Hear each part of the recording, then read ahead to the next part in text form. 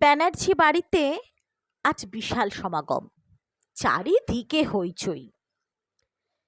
কেউ এনেছে খাসির মাংস, ইলিশ মাছ, আবার কেউ এনেছে দই। 15ই জুন, তাই বাড়িতে পালন হচ্ছে হ্যাপি ফাদার্স ডে। সকাল থেকে রিজুর পাশাপাশি ব্যস্ত বিনোদ বাবুর 3 মেয়ে। বাবার জন্য গিফট এনেছে, এনেছে বাবার প্রিয় মাছ। রিভার শুধু মনে পড়ছে নিজের বাবার কথা আজ। পিতৃদিবস তো দূরের কথা, কতদিন যায় না বাবার বাড়ি। হোক না সেটা মাটির, তবুও ভালোবাসা আছে বাড়ি। অর্থবান রিবার স্বামী শ্বশুর বাড়ি যায় না, নুন আনতে পান্তা ফোড়ায়, তাই বাচ্চারাও যেতে চায় না। বাবার কথা ভাবতে ভাবতে ভিজেছে চোখের কোণ।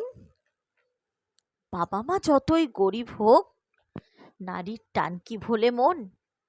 মায়ের হাতের আলু মাখা ভাত বড্ড মনে পড়ে।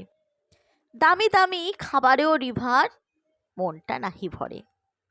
একটা ধুতিও কিনেছে সে দুধের প্যাকেট বেচে। দেখেছিল বাবার ধুতিটা ছেঁড়া, সেবার দিচ্ছিল যখন কেচে। শ্বশুর মশাইয়ের জন্য বাড়িতে চলছে পিতৃদিবসের আয়োজন। শুধুমাত্র মেয়ের বাবা বলে রিভার বাবার কি নেই এসবের প্রয়োজন? এসব কথা কোনোদিনও বুঝবে না শ্বশুর বাড়ির পরিবার। পিতৃদিবসের শুভেচ্ছা তাই রিবা মনে মনে জানালো এবার।